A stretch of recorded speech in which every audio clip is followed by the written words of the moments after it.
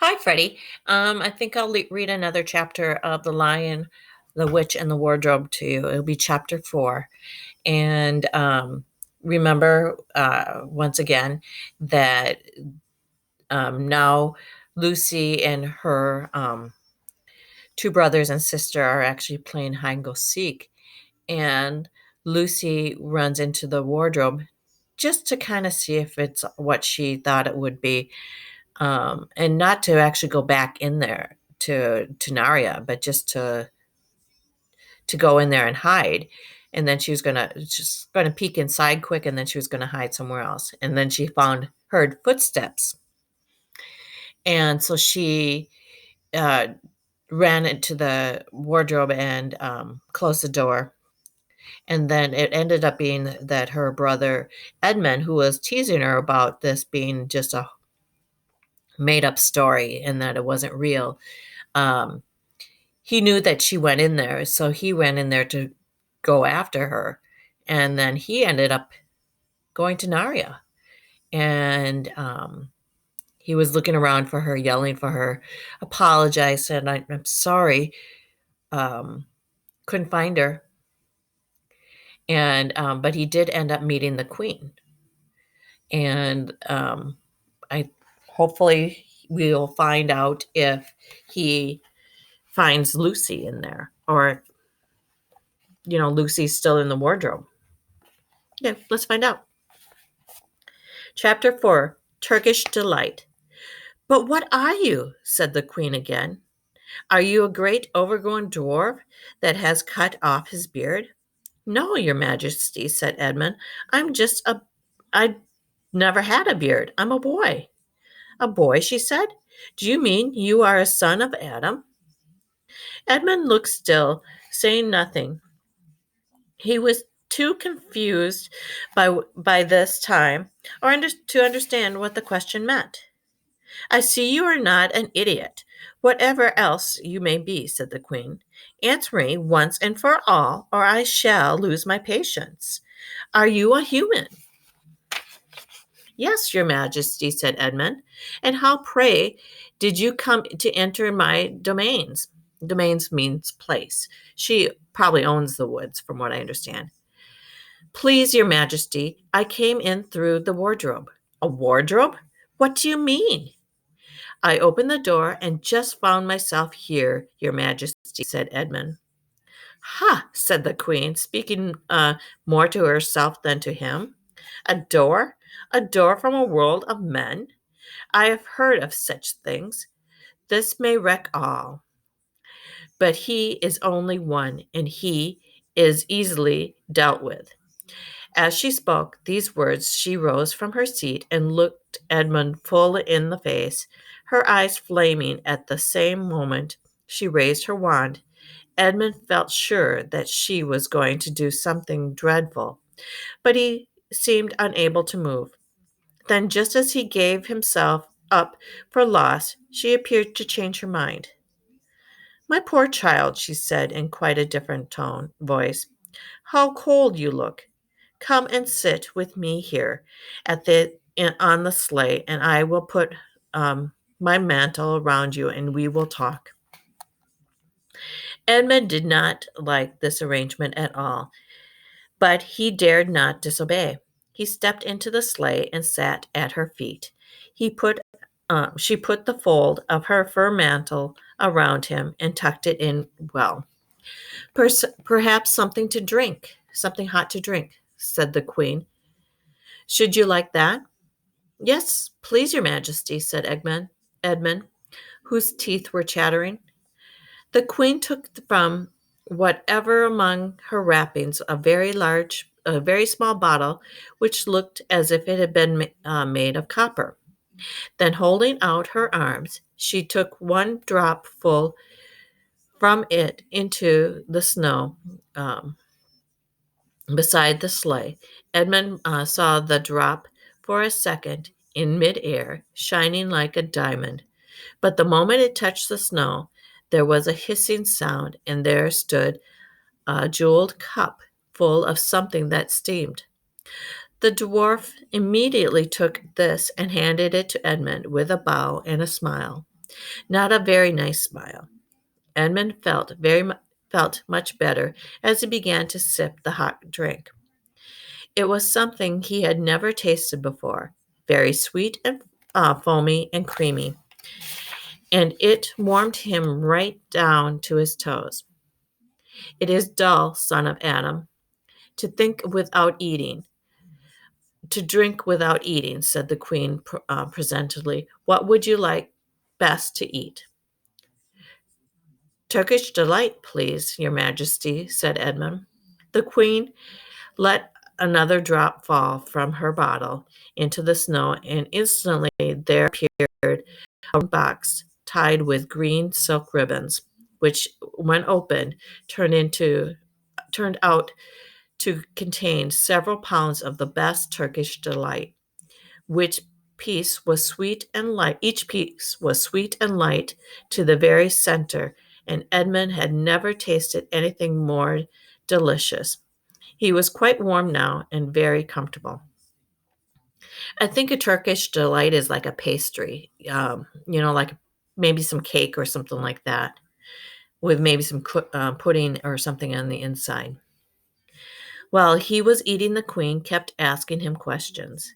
At first, Edmund tried to remember that it was rude to speak with one's mouth full. But soon he forgot about this and thought only of trying to shovel down as much Turkish delight as he could. And the more he ate, the more he wanted to eat. And he never asked himself why the queen should be so inquisitive. She got him to tell her that he had one brother and two sisters, and that one of his sisters had already been in Naria and had met the fawn there, and that no one except himself and his brothers and sister knew anything about Naria. She seemed especially interested in the fact that there was four of them and kept on coming back to it. You are sure that there are just four of you? She asked. Two sons of Adam and two daughters of Eve? Neither more nor less. And Edmund, with his mouth full of Turkish delight, kept saying, Yes, I told you that before, and forgetting to call her Her Majesty, but she didn't seem to mind now. At least the Turkish delight was almost finished, and Edmund was looking very hard at the empty box and wishing that she would ask him whether he would like some more. Probably the queen knew quite well what he was thinking, for she knew, though Edwin did not, that this was enchanted Turkish delight, and that anyone who had once tasted it would want more and more of it, and would even, if they were allowed, go on eating it until they killed themselves. But she did not offer him any more. Instead, she said to him, Son of Adam, I should so much like to see your brother and your two sisters. Will you bring them to me? I will try, said Edmund, still looking at the empty box, because if you do not come again, bringing them with you, of course, I'd be able to give you some more Turkish delight. I can't do it now. The magic will only work once in my own house. It would be another matter. Why can't we go to your house now? Said Edmund. When he had first got into the sleigh, he had been afraid that she might drive away with him to some unknown place from where he would not be able to get back. But he had forgotten about the fear now. It's a lovely place, my house, said the queen, and I'm sure you would like it. There are other rooms full of Turkish delight, and what's more, I have no children of my own. I want a nice boy whom I could bring up as a prince and who would be king of Naria when I am gone. While he was prince, he would wear a gold crown and eat Turkish delight all day long, and you are much the cleverest and the handsomest young man I've ever met. I think I would like it to make you the prince some day, when you bring the others to visit me. Why not now? Said Edmund. His face was very bright and red, and his mouth and fingers were sticky. He did not look either clever nor handsome, whatever the queen might say. Oh, but if took you there now, she said, I shouldn't see your brothers and sisters. I very much want to know your charming relatives. You are to be the prince and later on the king. What is that is understood, but you must know have countries and nobles, and I will make your brother a duke and your sisters duchesses. There's nothing special about them, said Edmund. And, anyways, I could always bring them some other time. Ah, but once you were in my house, said the queen, you might forget all about them. You would be enjoying yourself so much that you wouldn't want to bother of getting to fetch them. No, you must go back to your own country now and come to me another day with them. You understand? It is no good coming without them. But I don't even know the way back to my own country, pleaded Edmund. That's easy, answered the queen. Do you see the lamp? She pointed with her finger, with her wand, and Edmund turned and saw the small lamppost underneath which Lucy had met the fawn. Straight up behind that is the way to the world of men. And now look the other way. Here she pointed in the opposite direction, and tell me if you can see two little hills rising behind the trees. I think I can, said Edmund. Well, my house is between those two hills. So next time you come, you have only to find the lamppost and look for those two little hills and walk through the woods till you reach my house. But remember, you must bring the others with you. I might have to be very angry with you if you come alone. I'll do my best, said Edmund. And by the way, said the queen, you needn't tell them about me. I would be it would be fun to keep it a secret between us two, wouldn't it? Make it a surprise for them. Just bring them along to the two hills. A clever boy like you will easily think of some excuse for doing that. And when you come to my house, you could just say, let's see who lives here, or something like that. I am sure that would be the best. If your sister has met one of the fawns, she may have heard strange stories about me, nasty stories, that might make her afraid to come to me. Fawns will say anything, you know. And now, please, please, Edmund said Edmund, suddenly pleased. Can't I just have one piece of Turkish delight to eat on my way home? No, no, said the queen with a laugh. You must wait till next time. While she spoke, she signaled for the dwarf to drive on. But as the sleigh swept out of sight, the queen waved to Edmund and calling out, next time, don't forget to come. Come soon. Edmund was still staring after the sleigh when he heard someone calling his own name. And looking around, he saw Lucy coming towards him from the other part of the woods. "Oh, Edmund," she cried, so you got in too. Isn't it wonderful? And now—" "All right," said Edmund. "I see you were right, and it is a magic wardrobe after all. I'll say, and I'm sorry if you like. But where on earth have you been all this time? I've been looking for you everywhere. If I've known you had got in, I would have waited for you," said Lucy, who was too happy and excited to notice how uh, snappily, um, snappily Edmund spoke, or how flushed and strange his face was. "I've been having lunch with dear Mr. Tenemus, the fawn, and he's very well, and the White Witch has done nothing to him for letting me go. So he thinks she couldn't find out, and perhaps everything is going to be all right after all." "The White Witch?" said Edmund. "Who's she?"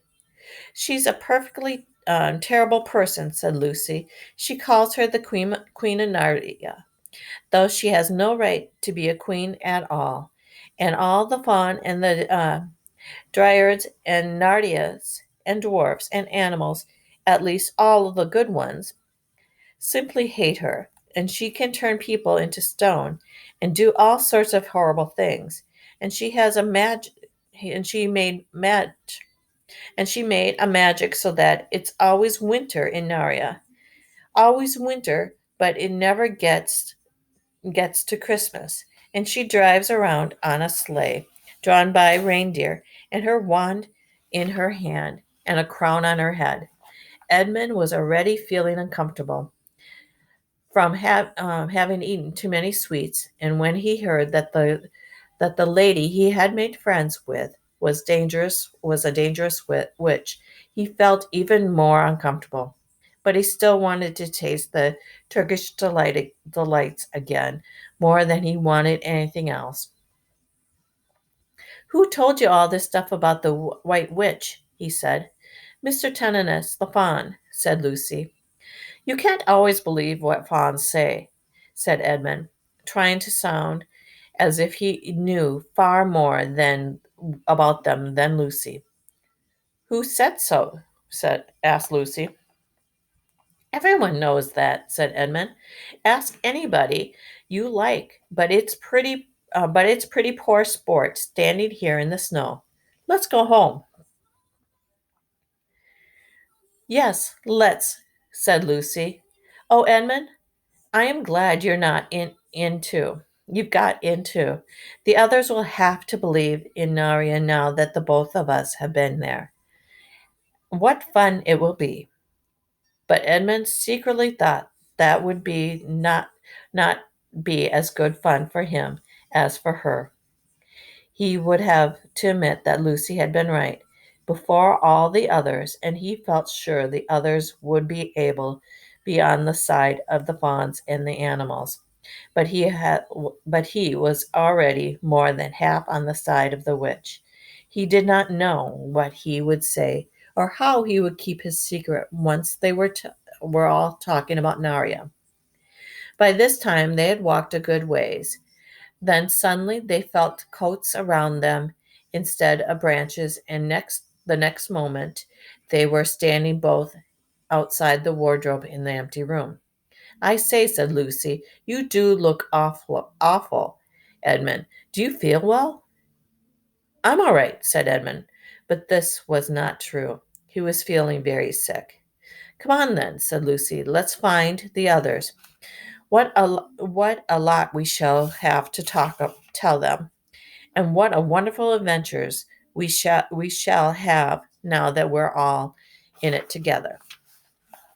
That was pretty good, huh? I really enjoyed that book. So now Peter believes, and obviously we know that Peter's going to take the other three back into Narnia with him. I wonder if he's going to lead them to the castle or not. I guess we'll have to find out.